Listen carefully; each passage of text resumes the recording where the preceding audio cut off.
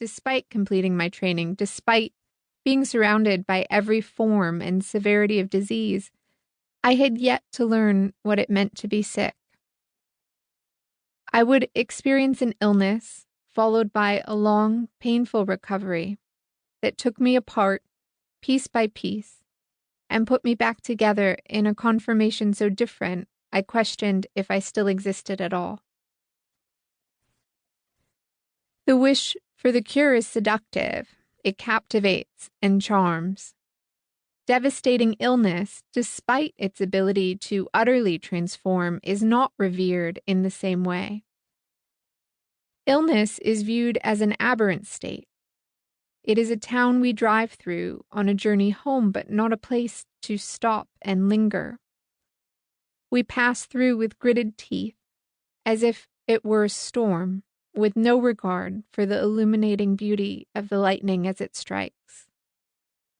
But those shattering moments that break our bodies also allow us access to wisdom that is normally hidden, except in times of utter darkness. From my new vantage point in an ICU bed, I would begin to sense a dark hole at the center of a flurry of what was otherwise highly proficient, astoundingly skillful care. I couldn't name it at first. I would have glimpses of clarity only to have it recede out of focus. I had to train myself to see it like negative space on a canvas. It took years of being a patient to understand that though the healing potential of knowledge is magical, it is also a lie. Medicine cannot heal in a vacuum. It requires connection. As a patient, it's upending to be confronted with the actual fragility of everything you once believed to be a constant. To inhabit that vulnerable space, and to have no one around you who is open to discussion of the devastation is patently surreal.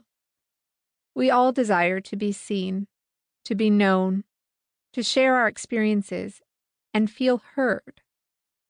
To have our life events given context and meaning, redirected back to us in a way that we can understand and integrate into our understanding of who we believe ourselves to be. This need is more acute in times of sickness. When organs and limbs function without fail, we can indulge notions of self-reliance and agency. We believe ourselves to be the narrators of our own lives. When we are sick, we are humbled by our dependency on others, the loss of control, the uncertainty of the ending. This change opens channels for communication we're hardwired not to tune into during the monotonous routines and spaces of normal life. Recognizing those open channels and fostering connection in full view of the knowledge is what heals.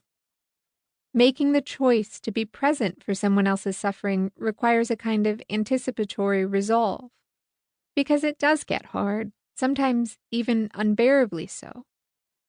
The choice to be present means deciding at the outset that you will be there for the duration. That premeditated sort of intentionality may not resonate with the kind of effortless empathy we'd imagined, until we remind ourselves that all forms of love require work and a fierce commitment. Had our training somehow taught us to avoid these channels? Did we know what to do when we recognized them? I work at a large urban hospital in the center of a busy and diverse city.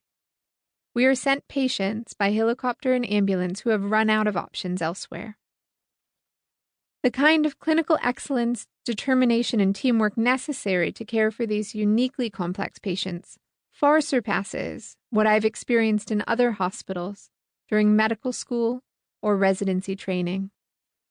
I have the great privilege of working at an amazing institution.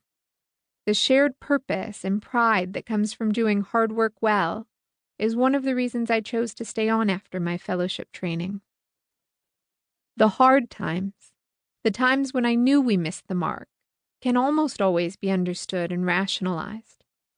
Healthcare is exceedingly complex.